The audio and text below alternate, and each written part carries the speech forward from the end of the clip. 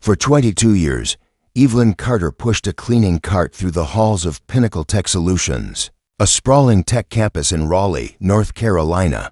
Her Navy uniform blended into the background. Her name tag, Evelyn C., barely noticed by the engineers and executives who hurried past her. At 5 a.m., when the campus was still dark, Evelyn arrived, her sneakers squeaking on polished floors as she emptied trash cans, wiped down glass conference rooms, and dusted workstations cluttered with monitors and sticky notes. By 7 a.m., the first wave of employees trickled in, young coders in hoodies, senior developers with coffee mugs, and managers with Bluetooth earpieces. To them, Evelyn was part of the scenery, like the potted ferns or the hum of the air conditioning. Evelyn didn't mind the invisibility. It gave her space to think. At 54, with gray streaks threading her braids and hands roughened by years of scrubbing, she carried herself with a quiet dignity. Her eyes, sharp and observant, caught details others missed: a stray line of code on a whiteboard, a crumpled post-it with a database query, or the way a programmer's shoulders slumped after a failed debug session. She never said much, just offered a nod or a soft morning as she worked. But in her mind, she was piecing together puzzles, patterns of logic, fragments of systems, the language of machines. No one knew Evelyn had taught herself to code. Not her co-workers, not her daughter Nia, who was studying nursing in Charlotte, and certainly not the tech brothers who tossed energy drink cans into her trash bin without a glance. Every night, in her one-bedroom apartment above a corner store, Evelyn sat at a second-hand laptop, its fan whirring like a tired old friend. She'd found it at a thrift shop for $20, refurbished it herself, and installed Linux. Her bookshelf sagged under the weight of dog-eared programming manuals, some scavenged from the office recycling bins, others bought with her modest paycheck. Python, Java, C++, she'd learned them all, line by line, error by error. In the quiet hours after her shift, Evelyn's love for coding started in her teens. Back when her high school offered a single computer class in a room with clunky IBMs, she'd been the only black girl there, her fingers flying across the keyboard while her teacher marveled. "You've got a knack for this," he'd said, but her father, a mechanic, had scoffed. "Computers won't pay the bills for a girl like you." When her mother got sick, Evelyn dropped out to work, first at a diner, then as a cleaner. College wasn't an option, bills were. But the spark never died. She coded in secret, solving problems from online forums, building small scripts for fun, and even reverse engineering snippets of code she glimpsed at work. At Pinnacle, the engineers talked over her as if she weren't there. In the break room, she overheard their debates about algorithms, APIs, and neural networks. Sometimes she'd pause, mop in hand, and listen. Once, she overheard a junior developer, Ethan, rant about a bug in their payment processing system. "The API's latency is killing us," he groaned, scribbling a flowchart on a napkin. Evelyn glanced at it as she wiped the table. "Maybe it's not the API," she said quietly. "Could be the caching layer." Ethan blinked, then chuckled. "Yeah, sure, the janitor's got API advice." His friends laughed, and Evelyn moved on, her face unreadable. She didn't tell him she'd seen a similar issue in a forum post, and fixed it in her own mock-up code at home. The laughter wasn't new. Evelyn had heard it before when she asked a question about a server rack during a staff meeting, when she lingered near a whiteboard, or when she picked up a discarded tech magazine. It was the kind of laugh that said, "Stay in your lane." She didn't argue. She just kept cleaning, kept learning, kept coding. Her apartment was her sanctuary, where lines of code danced across her screen like poetry. She'd built a budgeting app for herself, a weather tracker for her neighbor, and even a small game for Nia when she was a kid. But no one at Pinnacle knew. To them, she was just the custodian. That changed on a crisp November morning. Pinnacle was hosting its annual Innovation Summit, a high-stakes event where the company showcased its latest software to investors and clients.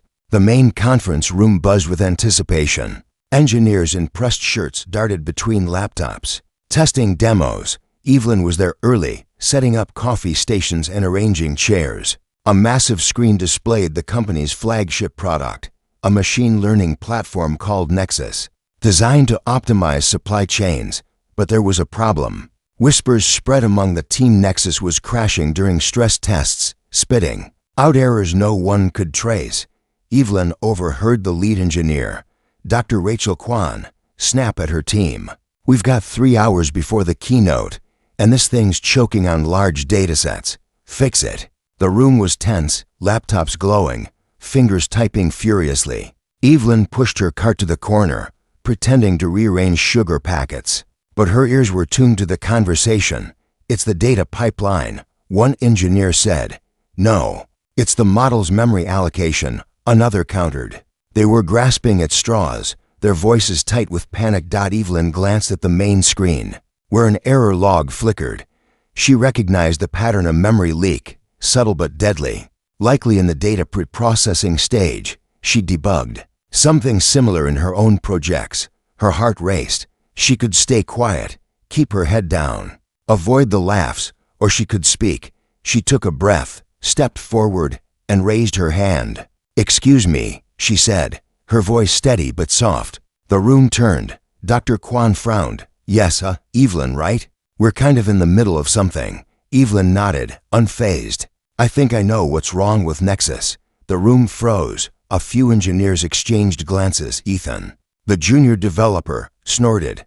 "What, you're a coder now?" Evelyn didn't flinch. "I've seen this before. Your preprocessing script is overloading the memory because it's not releasing unused objects.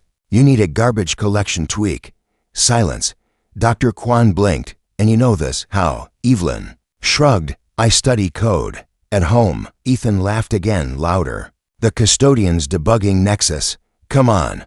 But Dr. Kwan didn't laugh. She stared at Evelyn, then at the screen. "Show me," she said, handing her a laptop.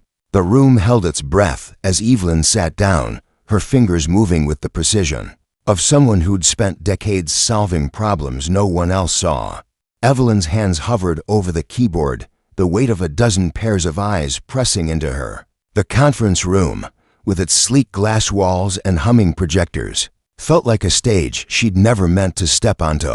The laptop screen glowed with Nexus's codebase, a labyrinth of Python scripts, configuration files, and logs. Dr. Rachel Kwan stood over her shoulder, arms crossed, her expression a mix of skepticism and curiosity. The other engineers hovered, some whispering, others openly staring. Ethan leaned against a table, smirking, his arms folded like he was waiting for a punchline.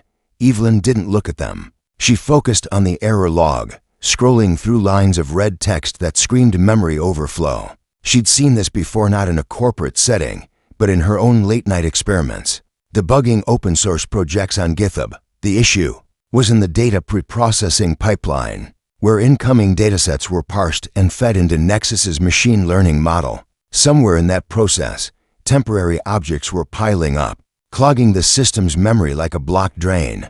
She opened the main script, her eyes scanning the code with a clarity that surprised even her. "It's here," she said, pointing to a block of code. "You're caching the entire dataset in memory before batching it. That's fine for small inputs, but with large datasets, it's eating up RAM." Dr. Kwan leaned closer, her brow furrowing. "We optimized that already," she said, but her tone wavered.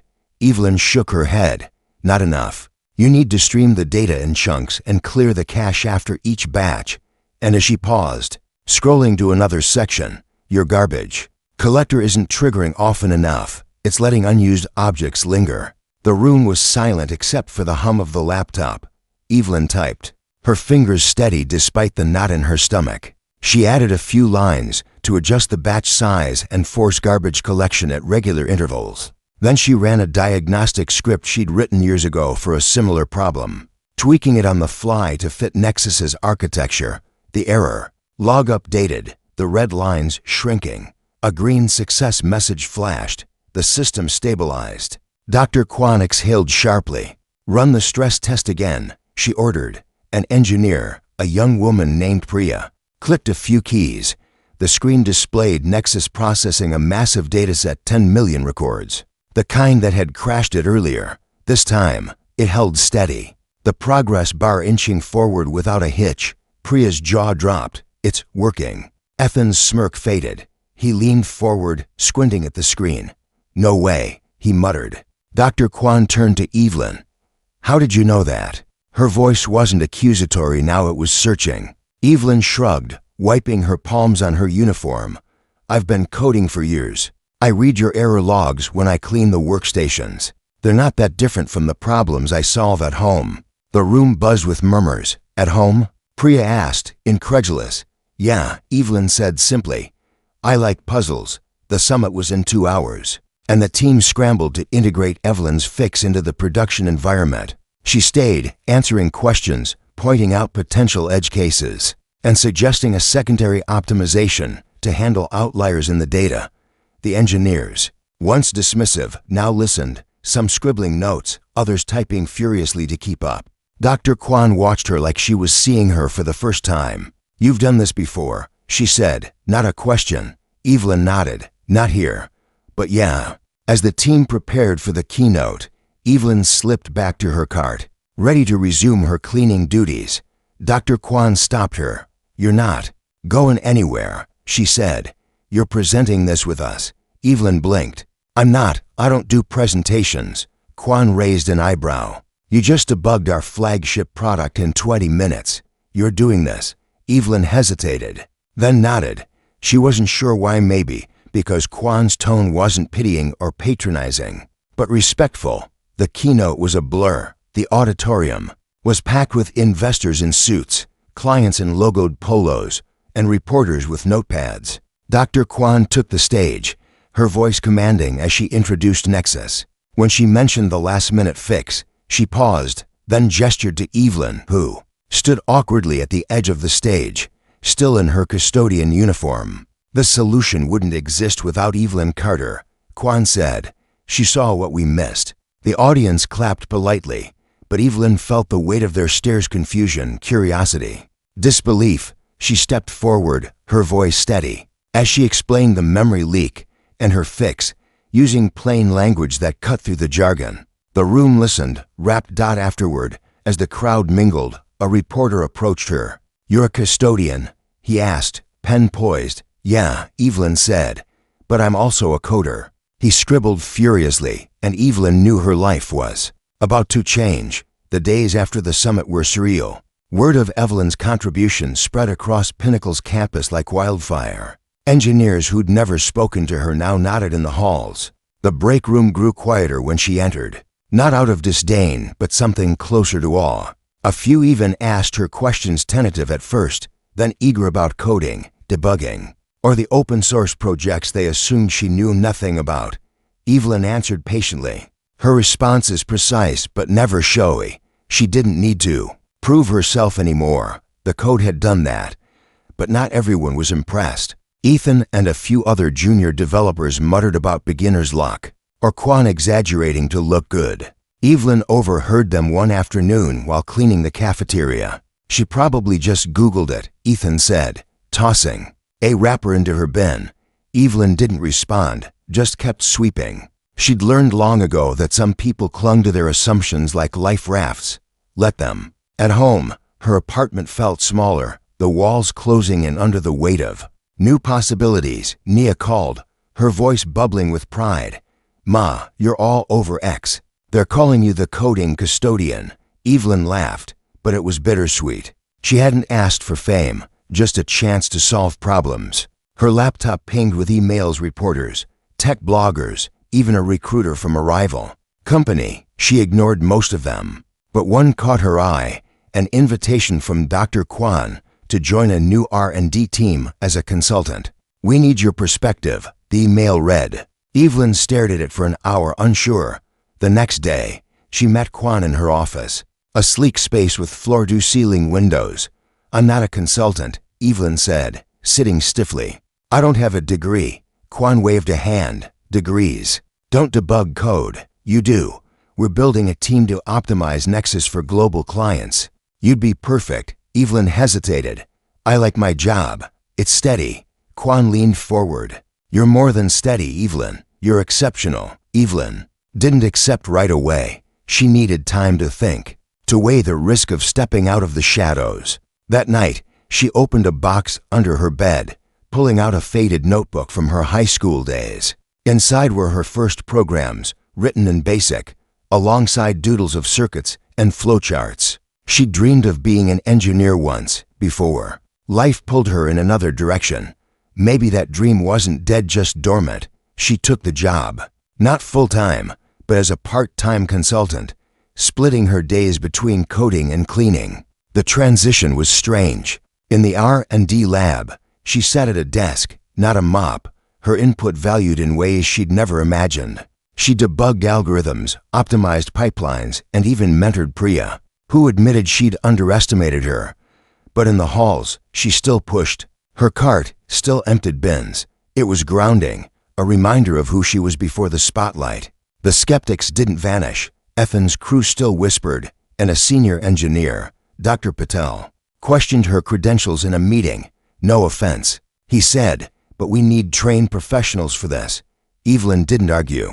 She just opened her laptop and showed him a new optimization she'd written, cutting Nexus's runtime by 15%.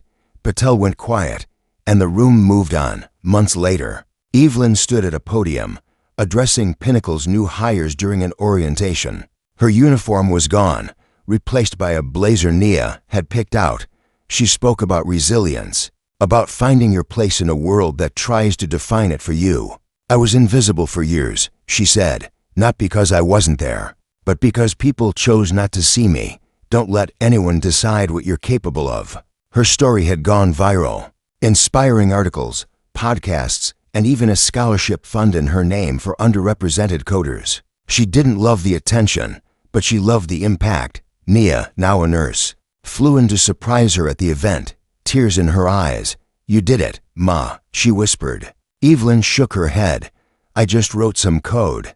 At Pinnacle, Evelyn's role grew. She led a project to make Nexus accessible to small businesses, her practical perspective shaping features the PhDs hadn't considered. She mentored young coders, especially women of color, teaching them to navigate a world that often overlooked them. Ethan eventually apologized, awkwardly, and Evelyn accepted it with a nod. She didn't need his approval, she'd earned her own. Late at night, in her apartment, Evelyn still coded, not for work, but for joy. She built an app to help local kids learn programming, free and open source. As her laptop hummed, she smiled, the same smile she'd worn pushing her cart.